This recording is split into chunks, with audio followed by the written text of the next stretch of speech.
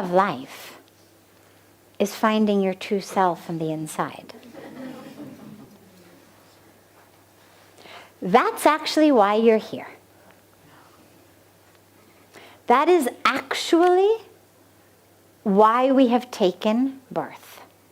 That's what we are here for, is to know the truth of ourselves. Along the way, we study in school, we have jobs, we have families, we build houses, we play all sorts of roles, we do all sorts of duties. Wonderful. But the actual core reason we're here is through that. I'm a student over here, then I'm a husband or wife over here, a mother or father over here, a person doing this job over here. Throughout all that, I need to keep being able to have that experience of who I really am. Playing the role of this person, that person. And it doesn't mean that the roles are bad. Roles are wonderful. If you doubt that, read the Bhagavad Gita. Lord Krishna explains to Arjuna so beautifully, do your duty. Your dharma is as a warrior. This war, this battle, this job, this is your dharma to do this. To bring back dharma, righteousness, to the adharma, to the lack of righteousness.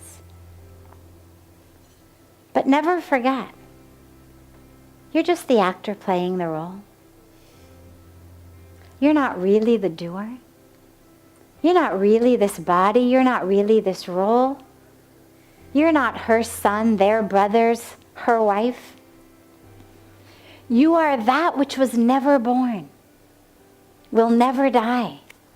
Right? That's where we have that famous teaching of the Gita. You are that. The soul, which cannot be burned by fire, dried by the wind, cut with knives, wet with water, right? That's who you are. The rest is a drama. Yes, you have to play it. And you have to play it very well, very sincerely, to the best of your abilities. And while you're playing it, never forget who you are. And one way to think about it is if you think about an actor or an actress, a good one, playing roles. Now, if you talk to any actor or actress who's really good, what you'll know is they really have to become the role. They don't feel like they're just, playing a role. They really, how does this person think? How does that person walk? What is important? They really get into the character. But they also never forget that they aren't the character. Throughout history, however many thousands of years we may have been having people put on some form of dramatic play, if not thousands, at least hundreds we know. People have been doing dramas. Bollywood produces God knows how many movies a year. Hollywood produces God knows how many movies. So we have this almost infinite number. Whether it's movies, commercials, TV, theater drama, school theater drama. But never have I heard, ever, of a story of an actor who was playing the part of a villain and actually went home and murdered his family because he forgot it was only a part. Never happens. Even the best actors, the best actresses, there's always a villain, but the villains never get off that set, get off that stage, and start killing people in the audience, or go home and kill their families, or kill the cast backstage. Because they couldn't get out of character. Because they forgot. So even the best ones, they know it's just a role. And in the same way, Your question is, who am I playing the role? Who's the actor here? So for actors and actresses, it's easy. They've got a whole other role as the one who is the actor. Whole different identity. So on stage, one identity, off stage, a different identity. For you, allow yourself, when you sit in meditation, it's a beautiful meditation, allow yourself to think about all the roles you play. One of the meditations that I lead frequently is one where we just let go with every breath of every role we play. Because we all play so many roles in our life. We're our parents' children, we're our children's parents, we have our job, we have a friend, we have this role that we play in society. A successful one, a not successful one, a popular one, a not popular one, someone who the culture thinks of as beautiful, someone the culture doesn't think of as beautiful, someone who's accepted based on how rich they are, someone who's not accepted, whatever it may be. We have so many roles we play. Allow yourself to think about all the different roles you play. Some of them you play by choice. Our relationships, our jobs, yeah, it's good. Relationships are good, jobs are good. Roles in society, good. Remember, it's not about bad or good. There may be some you want to drop. If you've adopted an identity that doesn't work. Oh, I'm the one who always fails. Oh, I'm the one who's not good enough. I'm the one no one likes. Well, those are stupid roles to play. Let them go. You're the director of your own drama. If you were an out-of-work actress, you'd have to take whatever role came. But when you are the director, the producer, the casting agent, you're everything. So you get to decide, all right, I'm prepared to play these ones, I'm not prepared to play these ones. I won't play the worthless one anymore. I won't play the failure anymore. So you drop some of them. But the other ones, even that you know you're going to keep playing, a daughter, a wife, a mother, a yoga teacher, whatever it may be. But allow yourself, when you sit for meditation, to drop into a place of, who am I that isn't that role? Who am I that isn't the daughter, the mother, the sister, the wife, the yoga? What is it that isn't the role? And allow yourself to drop into that and give yourself a felt sense experience of that. A beautiful practice is every night at the end of the day, when you sit for just a few minutes of meditation, do a visualization the way that actors take off costumes and wash off makeup. Literally allow yourself to visualize unzipping all the different costumes that you wear during the day. You've got a role in the office place, you've got a role in the society, you have a role in your family, no problem. But at the end of the day, take a few minutes and just allow yourself to unzip them all until there's nothing left but just that pure consciousness, just that pure experience of self. And then in the morning, put them back on. As long as you've got duties to do in the world, by all means, put them back on. Yeah, you're going to get up and make breakfast for the kids? All right, put on the mother role. It's wonderful. But allow yourself to realize these are roles I'm playing. I'm playing them consciously, I'm playing them willingly. I'm doing them to the best of my ability. And it isn't who I am. And if you develop this practice every day of taking them off and putting them back on, you will come into a great familiarity with the you who is still sitting there after you've removed them. And the you who sits down, ready to have them put on in the morning. And what that means is that then, whenever you sit to meditate, whenever you need to access that true self that isn't your role, you'll be able to access her. Because you'll already know her. But it only comes from practice and from experience. And allow yourself to just keep going within and meditating. Another beautiful meditation technique is the technique of what's called Neti Neti, which means not this, not this. And it's a technique that begins, you sit down and we say, all right, I'm not my sorry. Okay, we all know that. Nobody's going to say, yeah, you are. Not my sorry. I understand I change my clothes every day, but I don't change. Then you go a layer deeper. You say, well, I'm not my skin. Well, I know that because my skin keeps sloughing off and I get new skin, but I'm still there. Well, I'm not my blood because I can donate blood. I can receive a blood transfusion. Can do all these things with my blood, but it doesn't change who I am. If God forbid I get cut, I lose a lot of blood.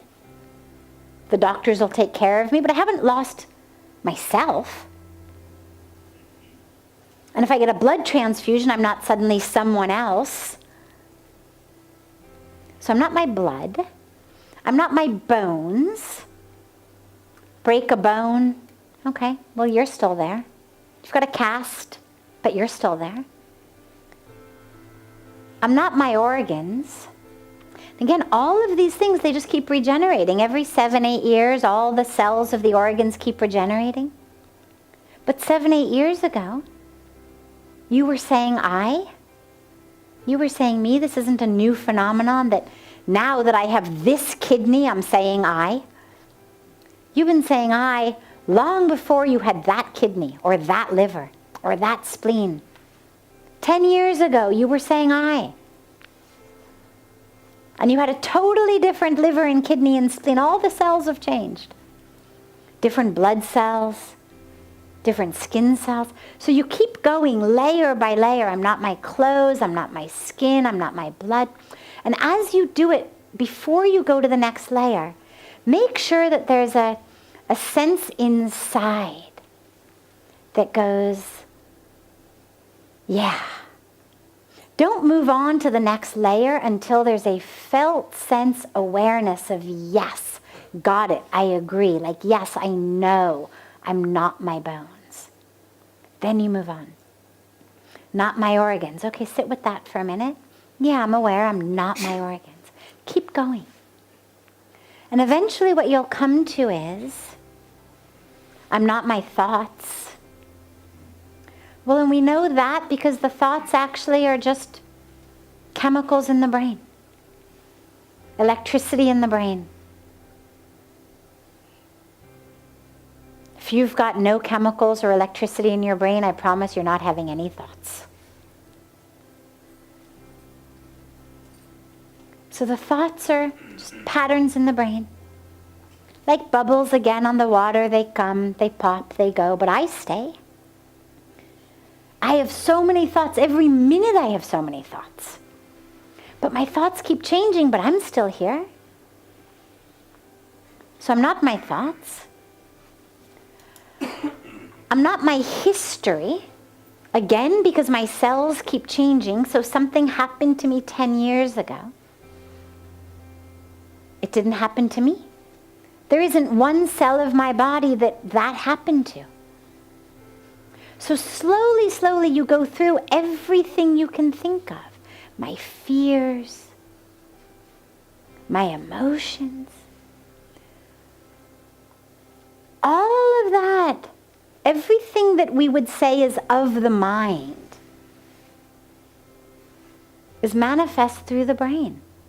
It's chemical, it's electrical, they're patterns. I'm not that.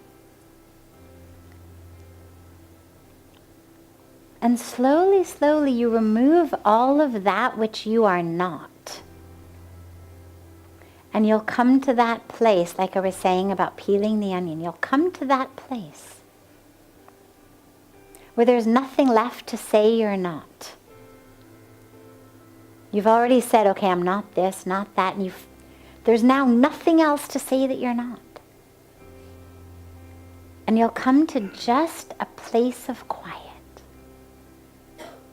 And in that place of quiet, an experience of who you really are will emerge. And again, it may not be words, it may not be a description, but it's an experience. It's a knowing of who you are. But you have to feel it. You have to go within. Okay? And remember, that is the purpose of your life. And so we better do it. I'll end tonight with sharing my favorite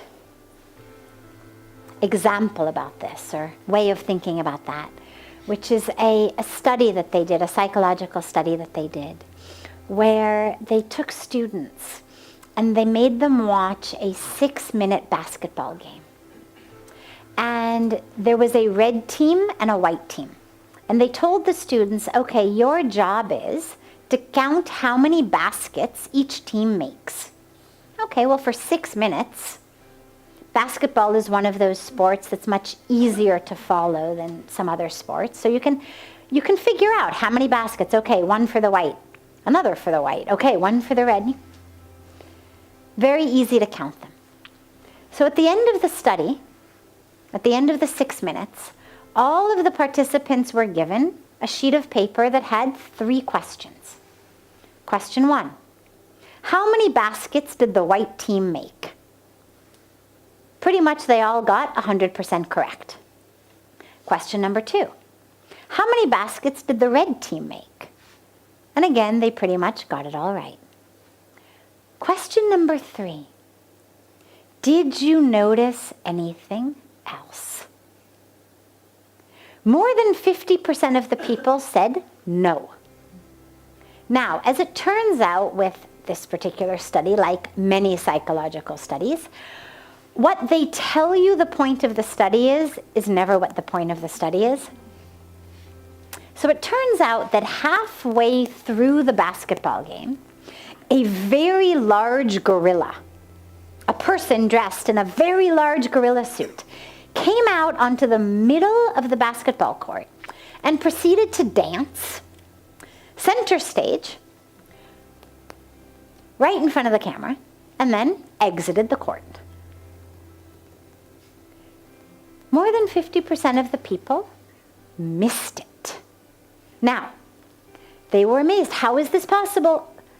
The kids didn't take a nap, they didn't fall asleep, they didn't get distracted because they all got exactly how many baskets. So clearly they were paying attention. Their eyes were open. How did they possibly miss a massive gorilla who came and danced on the middle of the court, in the middle of the game? And the answer is the key here. And the key to her question. It wasn't what they were told to look for. Very simple. They were following instructions.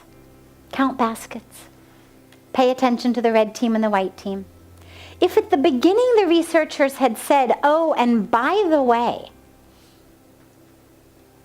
actually something else is going to happen and make sure you don't miss it, nobody would miss it. If at the beginning the researchers said, so watch the game, but really that isn't the point, they wouldn't miss it. The problem is their instructions were, count the baskets.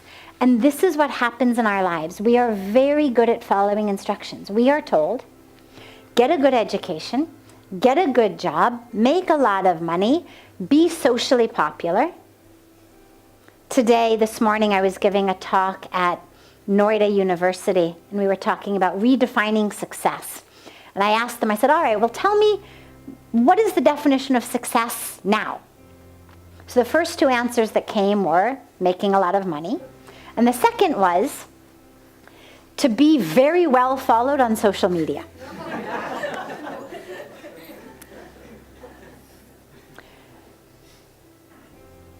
So these are the instructions we're given. Good education, make a lot of money, look the right way in the right clothes, and make sure, for youth in school, social media is the thing. For adults, it may not be. It's more of something in the society. But the point being, be someone who people like. Be the most popular one. Be the one invited to all the parties. Be the one people say, that person. Those are the instructions we're given. And so we do it. And the problem is that actually,